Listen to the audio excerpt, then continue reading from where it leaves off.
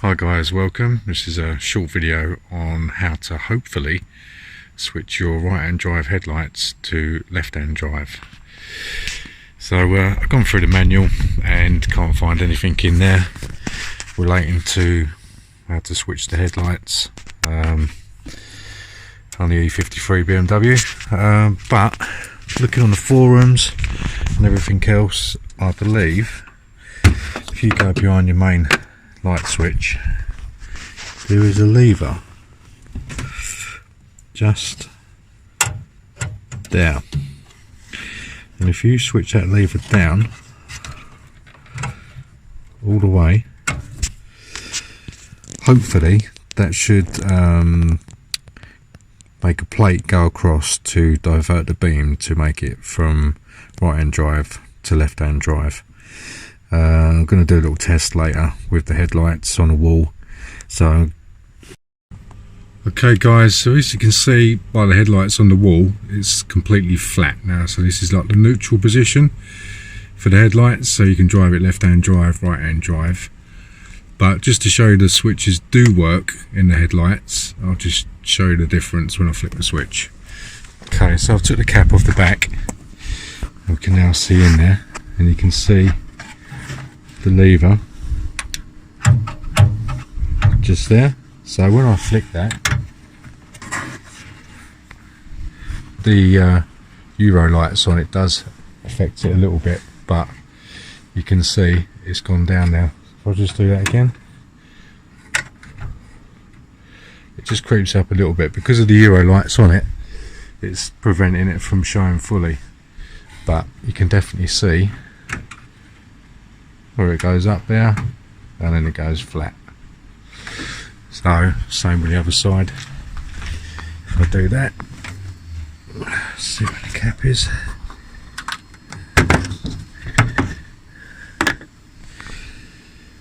So you can just see it there on the right hand side. That's the little lever. So when I flick it, just see a little bit. As I say, because of the Euro lights stickers, it's preventing it from the full direction, but I believe that sorts it out for you, so you can be left hand drive or right hand drive, but if you keep it neutral you can do both. Okay, thanks for watching, please subscribe.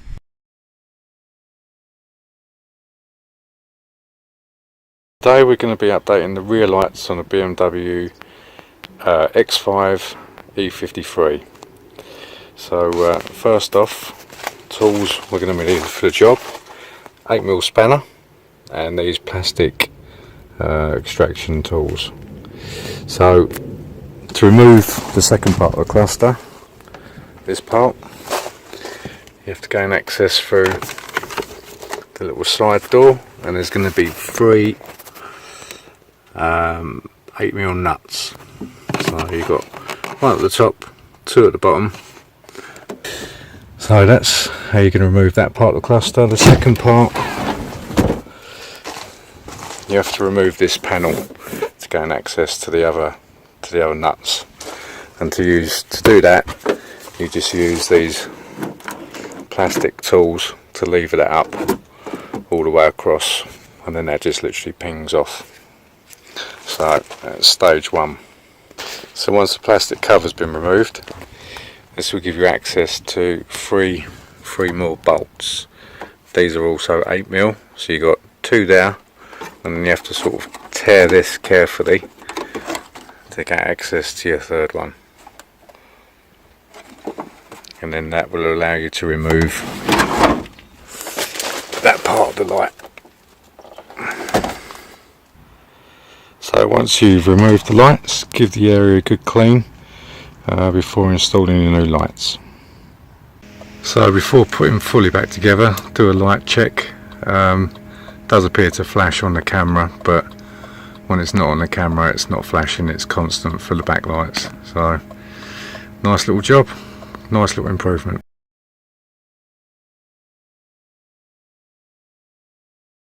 Okay, this is a video on how to change the light bulbs on the BMW X5 E53 in the dome map reading area. So to change the front bulbs, which I'm doing to LEDs to access the bulbs, you just need a plastic lever like this one, and then prise it up in this area to lever it down. And then I've got obviously one missing in the middle now, but there should be 3 bulbs, so you've got one each side and there should be one in the middle. You literally just twist them to take them out, and then you can put in your new bulbs. So it's nice and easy.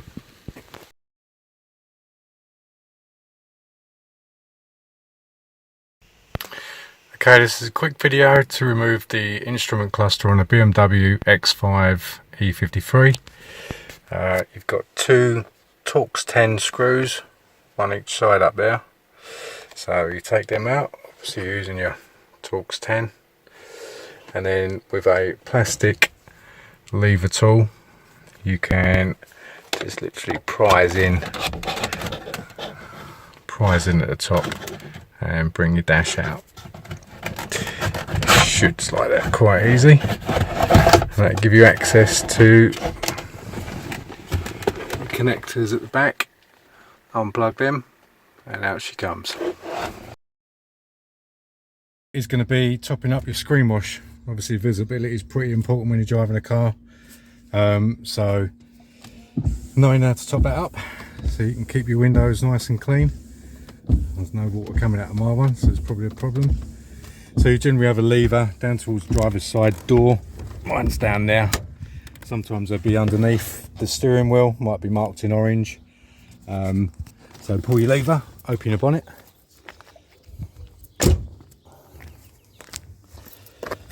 All cars have slightly different mechanisms to open the bonnet, so just look in your manual if you're unsure.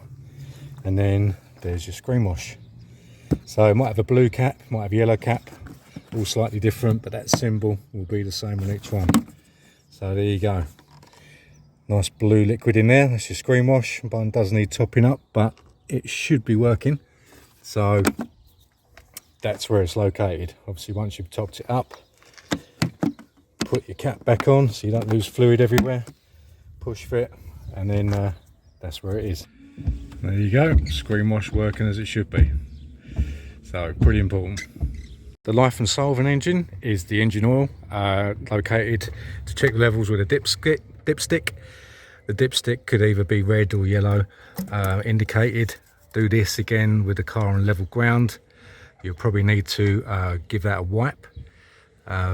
So wipe your stick, put it back in, and then obviously you want to leave it in there for a couple of seconds, put it back out, and then you can check the level. As long as it's between the maximum and minimum, then you're okay. If it's not, then put some engine oil in. Obviously the symbol for the engine oil is that. If it's below, I mean, I'd at least put in a couple of litres at a garage just to keep the engine going.